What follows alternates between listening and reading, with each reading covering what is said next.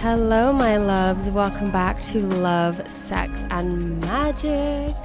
So excited for this episode all about discovering your Dharma with the Queen of Dharma, Sahara Rose. Ooh, I love this. Me and Sahara have wanted to do this episode together for so long, and I'm so excited to finally sit down and have this conversation with her for everyone listening. So Sahara Rose is a best-selling author and host of the Highest Self podcast, called A Leading Voice for the Millennial Generation into the New Paradigm Shift by Deepak Chopra, who wrote the foreword of her books. She is the founder of Dharma Coaching Institute and wrote the best-selling book Discover Your Dharma, which is exactly what we are going to explore and dive into today. If you have always known that you are here for something greater than what you are currently doing right now, this episode is for you.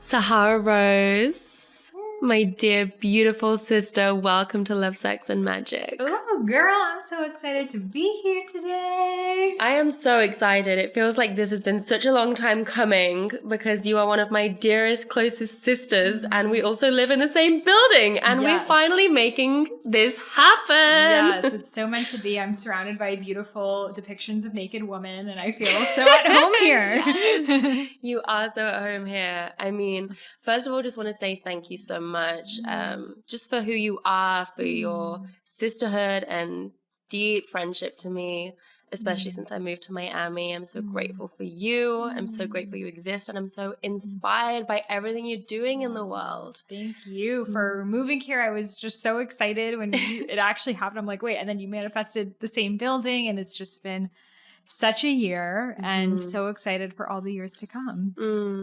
Beautiful. Yeah. So there are so many things that you do, Sahara. You are such a powerhouse, such an incredible creatrix, but something that you're really known for is helping people discover their Dharma. So let's start with, what does Dharma mean? And is it something that you believe is laid out for people in a soul contract kind of way? Or is it something that we can kind of control and navigate by ourselves along the way? Yeah, so the word Dharma really means your soul's purpose in Sanskrit, which is the Vedic system that yoga, Ayurveda, Vedic meditation all come from. So really the understanding is that each and every one of us was born with a unique purpose. And that purpose is not just one job or role or project, but it's our unique vibration. I see it as the energetic frequency that only you can emit. And that translates to everything that you do, every conversation you have, every interaction, everything that you create. That really is your Dharma. So if you think about the universe like a giant jigsaw puzzle, every single one of us, when we're fully activated, when we're fully awakened, we play a role in that jigsaw puzzle to allow humanity to thrive.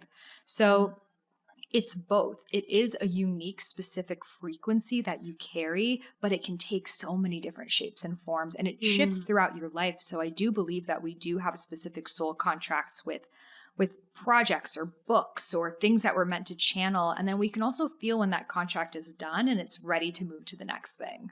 Yeah, that's what I was going to ask next. Is it like, would you say that someone finding their life purpose is like when they've kind of found it, it's like, haha, now it all makes sense? Or is it something that can shift and evolve like from one career to the next? So I believe that there are different stages of it. So the first stage of understanding your Dharma is just to have self-awareness that there's something more. You know, it's like maybe you're realizing that you're living the same day again and again and again at the job. You're not using your gifts. You don't really have anything you're excited for. You're just kind of living for the sake of the weekend or shopping or dating or whatever else. So you have just that self-awareness of, I see the trajectory that my life is taking and I don't like it. Something needs to shift. That brings us to stage 2, which is self-improvement, which is where most of the personal development, self-growth world is at. So that's all about, how can I optimize myself? How can I meditate to have a better mind? How can I get more fit? How can I have better nutrition? How can I become my best self? And this is also a very important stage because we do get to look at our nutrition and habits and all of that, but it's not the end either. So in this self-improvement stage, we start to realize that I'm not just a mind and a body to improve, but rather I'm a soul to know. And there was nothing really wrong with me. It's just I didn't know the full picture of who I am. So let me start to learn more about myself. And that brings us into stage 3, which is the spiritual awakening. So that's when you start to realize, wow, there is so much more to this world, to myself, than I could have ever imagined before. And that can be really overwhelming. You know, there's so many different tools and pathways out there, from the plant medicine path, the Buddhist path, the Tantra path, the this, the that. So it can kind of feel like you're like in Disney World of like, where am I supposed to go next? And you're unlearning so much. So much of what you've been taught of like, this is how life is supposed to go. This is how relationships go. You're unlearning. So the spiritual awakening can be a very confronting stage. And it also can be a stage that creates separation. Sometimes you see on social media, it's like, we gotta wake up the sheeple, you know, and it can be very like, we are awake and you are asleep. So how do I make you like me? And it can have this chaotic energy to it as well, because we're not meant to only just stay there either. We're meant to take certain tools and practices and dive into them. So that brings us to stage 4, Dharma development. So that's when you start to find your own way of doing things. Maybe you're really into Abraham Hicks and manifestation. You start to dive deeper into that. Maybe you're into the plant medicine path, into Vedic spirituality. Maybe you're into architecture, nutrition, interior design. There's so many pathways, but you start to really dive into mastery and understanding something and being a student of it. So in that, you're understanding why things are the way that they are, based off of former teachers and creations, but you might not know what's my unique take on things yet. So for people at this stage, you might be like, I know about this, I know about that, but I don't really know what's my thing. What am I really bringing to the table? How do I express it? So you go through the process of trial and error. You start to learn. You say, these tools really worked for me. How do I say it in my own way? Or I had these life experiences. How do I now take it to my unique demographic, former versions of myself? So we start to develop the Dharma here. And then that brings us finally into stage 5, which is Dharma embodiment. So that is really when the inner and outer you are the same. There is no separation. It's not like who I am at my job, which is this one person, and then who I am outside of it, which is listening to this podcast and, you know, learning about these things. It's when you actually get to integrate the two. So your Dharma is you being you full time, and your Dharma is something that's so much greater than you. So all of the things that were holding you back, such as maybe friendships that were not serving you, relationships, homes, they need to shift. Because it's going to hold you back from you playing the role that you're here to play in humanity. So there's a huge level of up-leveling that happens with embodying your Dharma. So when you've reached there, you can feel the difference of like, I can truly say that I am using my gifts on a daily basis, and what I'm doing in the world is irreplaceable. But that doesn't mean that this aspect of your Dharma is forever going to be what you do every day. But once you've tasted and felt what it's like to live your Dharma, you kind of can't go back. You know, it's very hard to be like, and now I'm going to go get a desk job that I hate. You know, it's like you realize you're a tiger, you just got out of the cage. So you speak the language now. So you start to find, oh, now I'm feeling trapped in this cage. Like both of us were really into health and nutrition and we wrote books on that. And then it started to feel like a cage. So we continue to move and shift and evolve. So most people, when they do step into living their Dharma, they continue to, it just takes different shapes. Yeah, that's great. That's exactly how I feel, you know. I feel like, because when I was doing the food stuff, I felt like, wow, this is my purpose. Right. I'm meant to do this. This is fully how it feels. And then that's evolved. And even where I'm at now, I feel like there's more. There's more coming. I know that stepping into motherhood is going to be part of my purpose and everything that is created from that. Different projects that I can like feel in the future that are going to be me stepping into a different version of myself.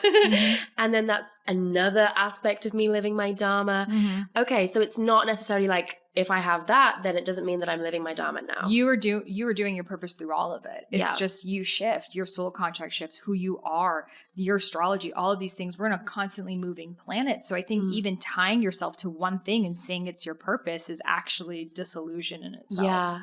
And it's such a good time right now for this message, because we can create businesses and careers from being ourselves. But I'm sure you have people that come to you and read your books that it's not their path to create a personal brand or to be this kind of personality where they're sharing all of their lives on podcasts and interviews and in books. And it's actually something very different. Totally. Right? It could be something like you said, like being an architect or being in dentistry. So do you feel like with people that speak to you about this, about your book, about your work, do you feel like there's almost like a, well, I should go into coaching then, or I should go into having a personal brand, even though that's not necessarily for everyone? Yeah, I absolutely agree with you that it can't be for everyone, because who's going to create the beautiful backdrops like this, and who's going to take care of our gardens? And there's someone who genuinely, their highest point of excitement is that.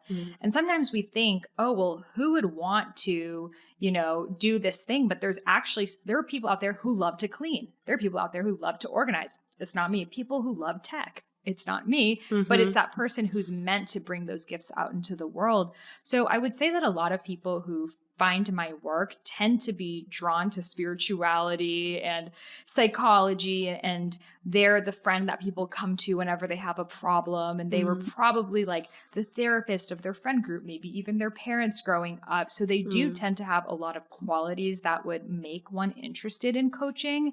But then I have people who, for example, one funny story is my friend's uncle was an engineer his entire life. He never did anything besides engineering in his 50s. And the corporation that he worked at said they had to choose a random extracurricular. So he looked through all of them. He's like, oh, I really don't want to do this. He just randomly chooses pottery. So he goes, he puts his hands on that pottery wheel, which we went to a class, and he's like, I love the feeling of my hands on this clay. This is so amazing.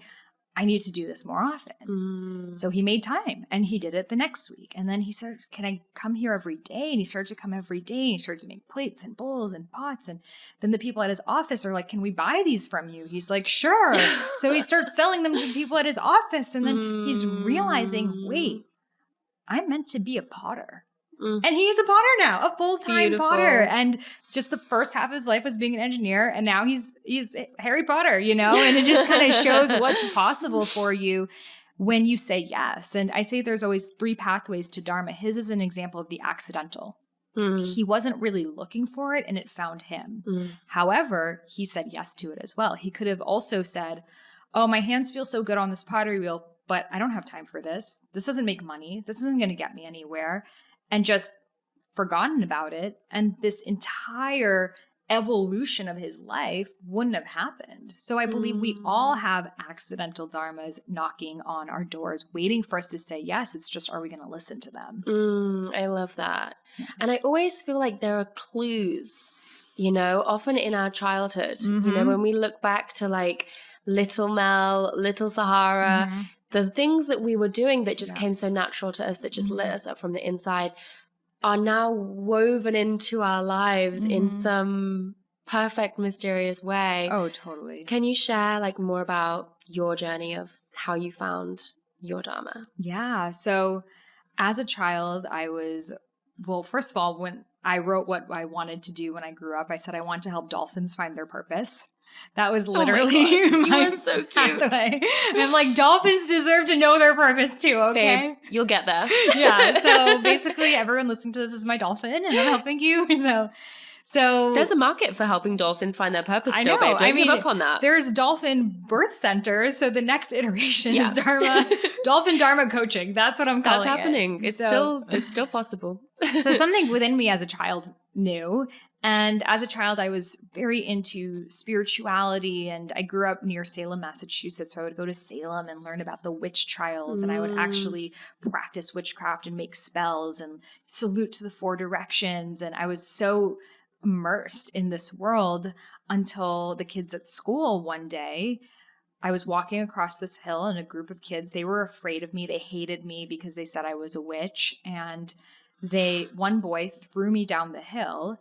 And as he threw me down the hill, he came tumbling after me, and he had on one of those like metal casts that you can walk on, and it hit my head, and it gave me a concussion. Wow. So I passed out. I'm rolling down this hill, and I wake up, and I can still remember this on the bottom of the hill and just hearing all of the kids laughing at me.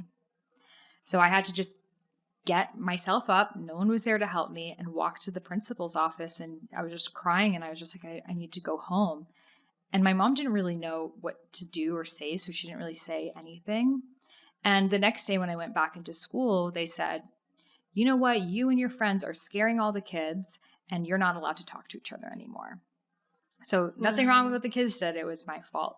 So after that, I realized it's not safe for me to be magical. And I didn't do anything or talk or think about spirituality for at least 15 years after that.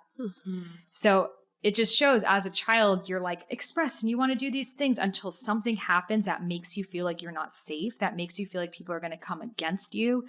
And then you forget. And I went on this other pathway, which was part of my purpose too, going into human rights and Amnesty International and immigrant associations, because my parents were immigrants who escaped the war and revolution from Iran. So I became just obsessed with how do I save the world?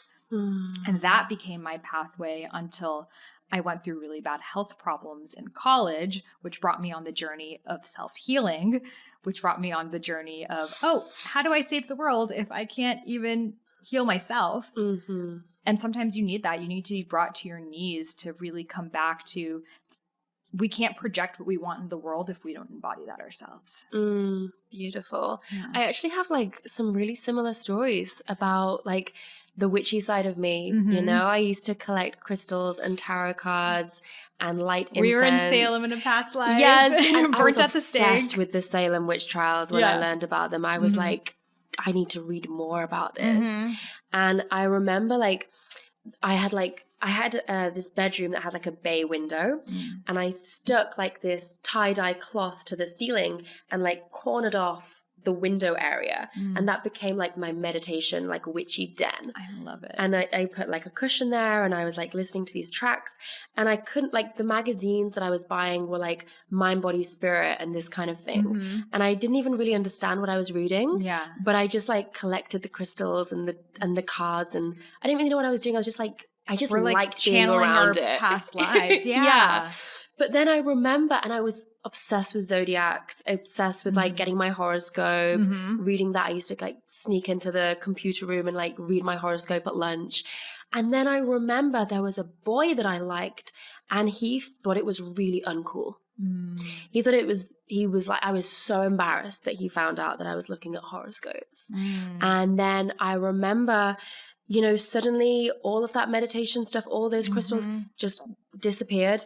And I replaced them with hair straighteners, gossip magazines, celebrity magazines, makeup, you know, all of the things that I thought would make me a girly girl that was attractive to boys at high school. And that spiritual, mystical side of me was just like, bye-bye.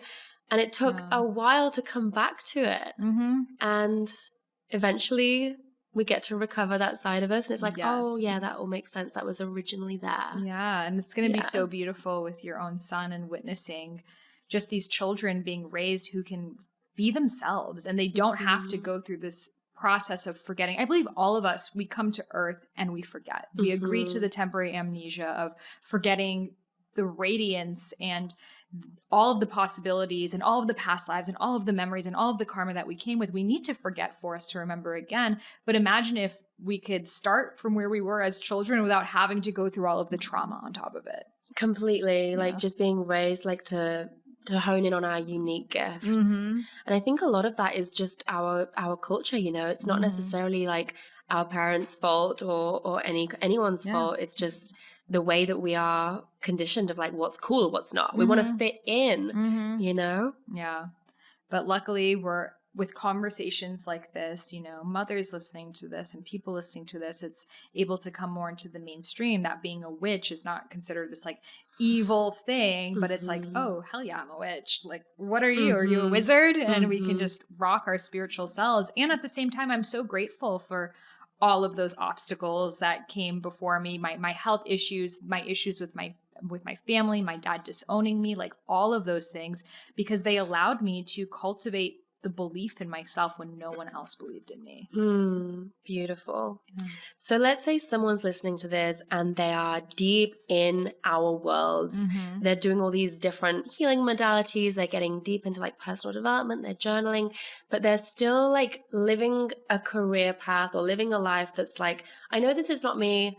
but I just don't know what it is. And I'm almost like overwhelmed by all of the options. Yeah. What is like the first step for them? So the first step I'd start with is understanding your Dharma archetype. So there are 9 Dharma archetypes that I've come up with. People can take a free quiz on dharmaarchetypequiz.com.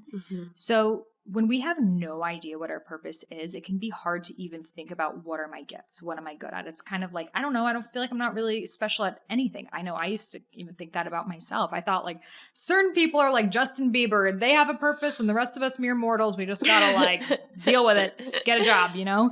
So start with understanding your Dharma archetype. So out of the 9 of them, for example, I'll start with some of yours that I see in you. Ooh. The visionary. So the visionary is here to channel the vision. They are here to use the gift of their voice to inspire people, to bring people to a higher level perspective, to show people what's possible. So visionaries are often not even liked in their lifetime. I mean, look at Martin Luther King and all of these different people. I have a dream. They're like, no, you can't have that dream. That's too much. So being the visionary is almost seeing what's possible for the collective in the future and holding that vision and using your gifts of communication to express that. Ooh, So you I definitely have resonate with one. that. Yes. Yeah, you know me. Yes. So the second one, and I have that one as well, and the second one that I think we both have is the teacher. So the teacher is here to impart knowledge. So that knowledge may be spirituality, but it may be history. It could be nutrition, womb wisdom, architecture, really anything. You just love teaching things. You love being in front of a group of people and like, here's the information. I want to share it with you. So if you're someone that really comes alive, or maybe as a kid when you were studying for a test, if you were teaching it to someone else that helped you learn it, chances are you have that teacher archetype. And every single one of these has their light and their shadow as well, which depending on time we can go into. So the third one that I see in you is the entertainer.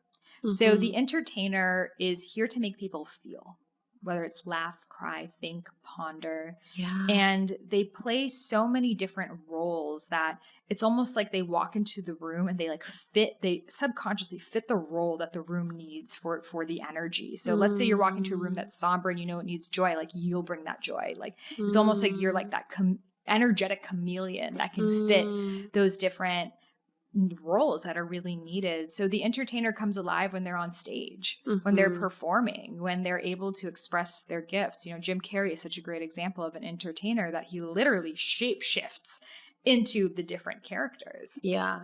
I feel like you have that too, right? Yes. Because of all of your TikToks and reels are so entertaining. Yes, I have that one, but you know, it's not one of my primary ones. Like it came out like as a child, we talked about how we both loved to do skits and improv. So I loved that, but I always thought, but I could never do that as a career. You know, that's too special. I have to just help the dolphins, you know? So, whereas for you, you were like, I'm going for it. Like, I'm going to be an actress. And that was your pathway. So I'd say entertainer, though now it's shifting. And I think nurture is really coming up for you right now, which we'll go into. So far, I'm all of the archetypes. Yeah, I'm going on yours in order. Then we'll go to the ones that you may be less of. So the entertainer, and I'll just share the shadow side briefly of each of these that I've mentioned. So the entertainer's shadow side is sometimes they play so many different roles that they don't know who they are. So I'm sure you've seen this in Hollywood, and just addiction is really rampant because when you don't know who you are, you feel numb and you need something to get yourself out of that.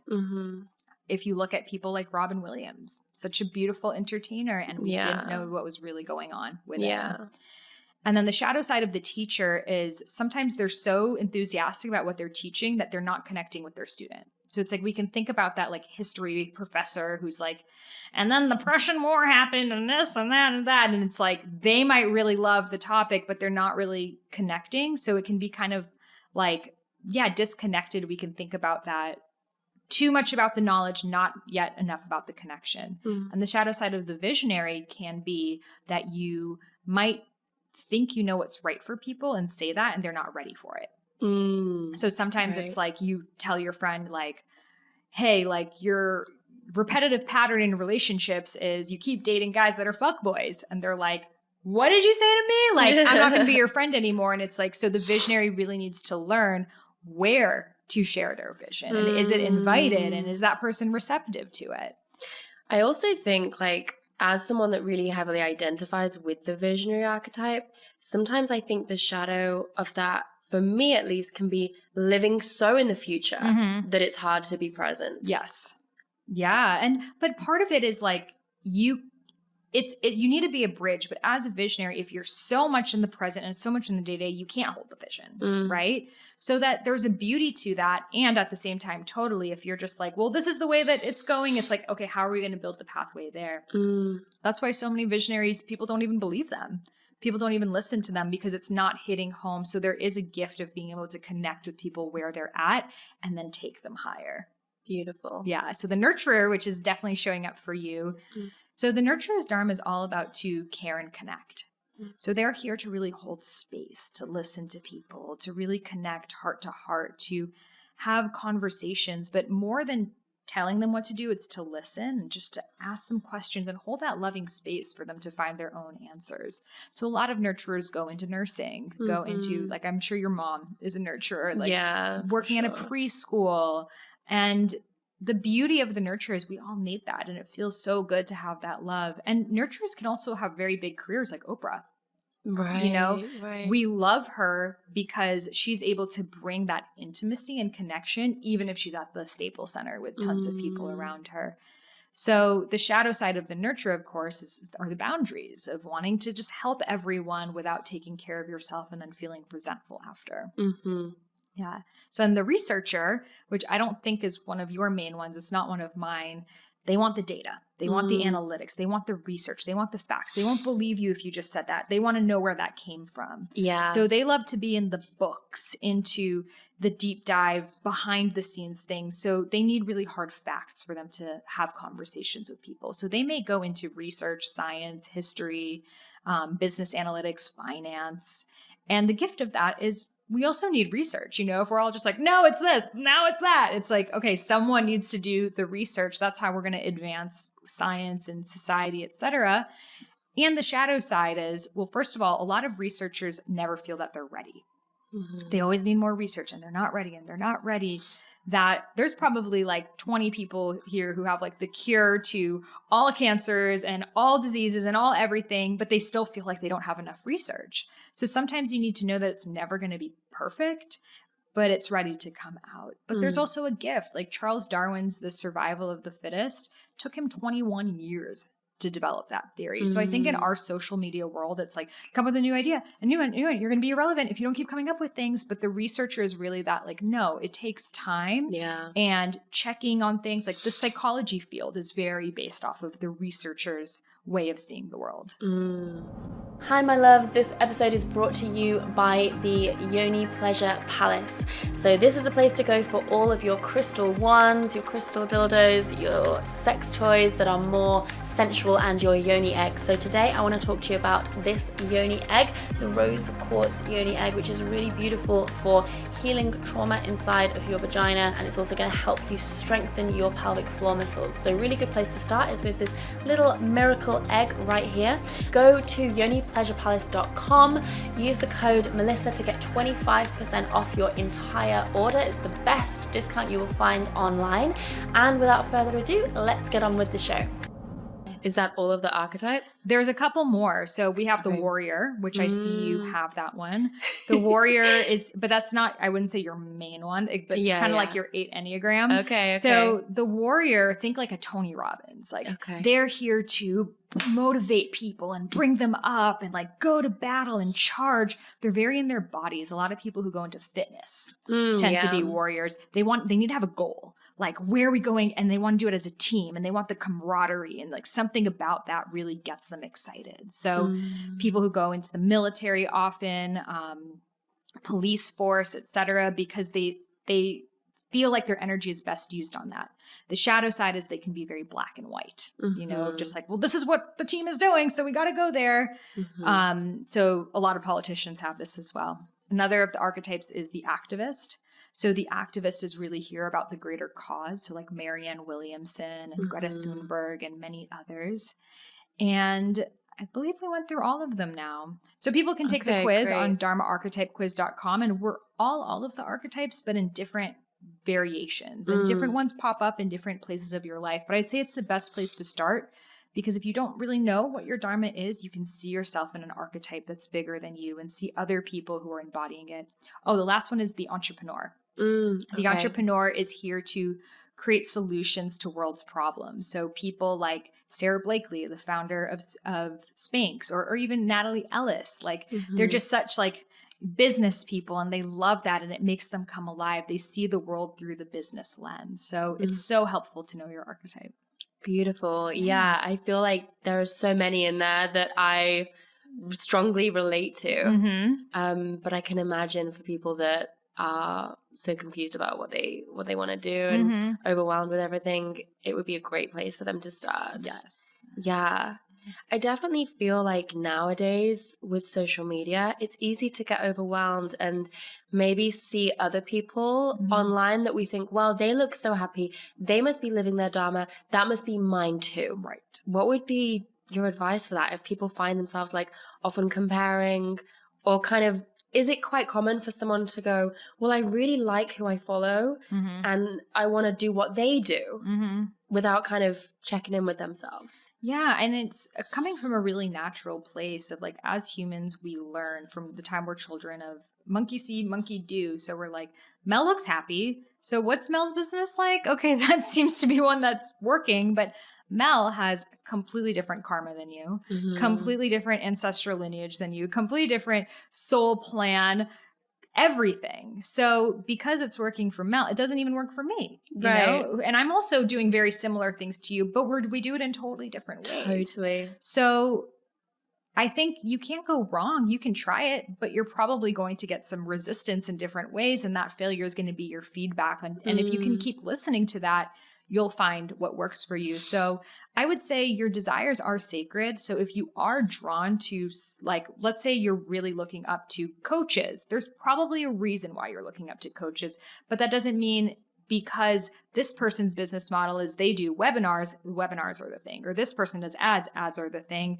And you're going to go through a trial and error to find yours. Right. And it may be that you follow that path of coaching and it actually leads you on to something completely different. Totally. Yeah. So trust. If it feels expansive for you, I always say the best way to make a decision is tune into your body. If it feels expansive, and what does expansive feel like for you? So when you feel into the energy of expansiveness, what does that feel like for you somatically? It feels like an opening. It feels like a freedom. It feels like a greatness and excitement and a little bit of like goosebumps in the body, a little tingles. Yeah. Love that. So that's your compass. That's your North Star. So if you feel into the energy of contraction, what does that feel like for you? Like stuck, stagnant energy. Yeah, like tightness. Feels like I'm getting smaller rather than bigger. It feels like I'm limiting myself. Feels like a stuckness. Yeah. So if I started listing things that may work for someone else, like run a bunch of Facebook ads, like what does your body say? I mean, I could do the Facebook ads, but okay, I'm not lit up by it. So, but I'm like, so you might be like, that. Okay, there's a little bit of expansiveness at the possibility of that. So I'll go there. Yeah. But then it might say, okay, go and record 1 million videos tomorrow. And then that might be like, oh no, that's going to feel contractive. And then you find this feels expansive, and you start to use your body as the compass. So for example, I know people who just the idea of coming on live for things, it feels really contractive for them. They don't want to be live. They want things to be recorded. They want to have a teleprompter. That makes them feel safe. And I know for other people that, for me, that feels like the most contractive thing ever, right? But we're still we could make the exact same videos, but in different ways. So tuning into how the body would respond. And even like within this industry, I imagine there's a lot of people listening that are coaches or maybe want to be coaches or even just are inspired by coaches. And I want to say there's also like so many different ways that you can do that. You know, I started out doing one-on-one coaching, which I think is how everyone starts usually. Yeah. But now I feel like I'm living my Dharma way more by doing big groups, podcasts. That's your events, visionary. Yeah. Retreats. And for me, when I think about doing like a full day of one-on-one, that feels now contracting to me. Totally. And I believe that for all coaches, we really should start with one-on-one, just because if we don't know how to hold space for one person, we energetically can't hold space for a group. That's true. And then take that transformation online. So 100%, I was a one-on-one coach for like 7 years, and sometimes I'll one-on-one coach with like my students just for fun to see what it is. And I'm like, oh, this is like a fun experience, but it's never going to be my day-to-day again, because I know as a visionary, my gifts are best served to inspire groups of people. Whereas I know people who are multiple 7-figure coaches who will only do one-on-ones. And it's there. And they love it. Yeah. Because it for them, it feels like they're on the ground and they know what people are feeling and they feel connected to people because they have more of the nurturer archetype in them. So it's just knowing what serves you. Then people like Joe Dispenza, who I don't think he really does coaching. He's doing research, and that's what's exciting for him. And then like Deepak Chopra, the same thing. It's very more in the researcher, more in the masculine. So there's so many different ways to share a message and to create transformation. It's just finding what serves you right now. Yeah, beautiful. Yeah. And I feel like now with reels and all the different ways that we can share content, people's inner entertainers are coming out as well. There's so many different ways people can express themselves. Totally. Because before it was like, you know, I would do these apps that I would lip sync, but I didn't have anyone to share them with. So then I kind of just would only do them for fun sometimes.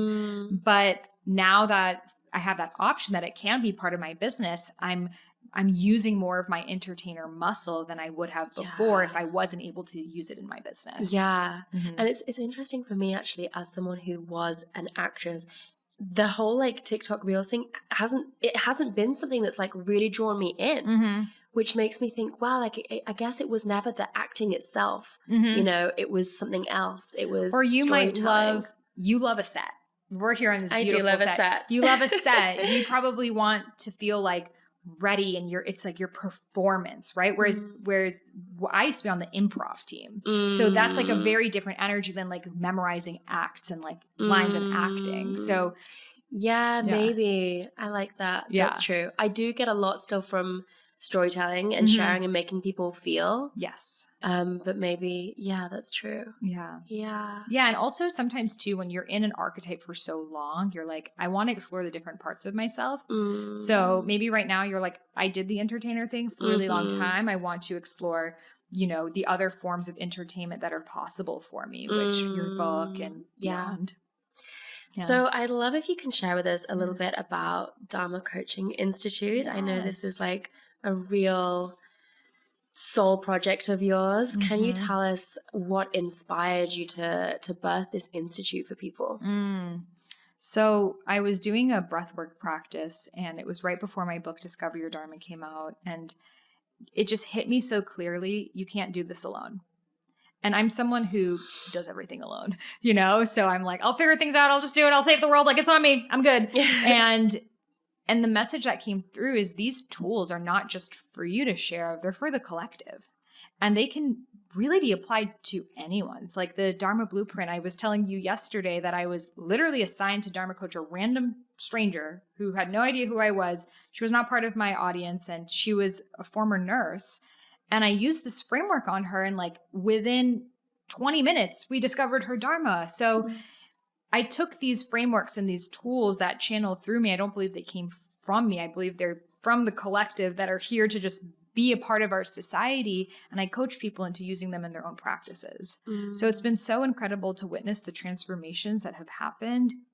One of our students, Rebecca, she joined just to learn more about her own purpose. She never thought she could be a coach. She was 46 years old. Her son had gone through a really bad heroin addiction for over 10 years, and her daughter was in a really dark place in dark depression, and she had just gone through a divorce.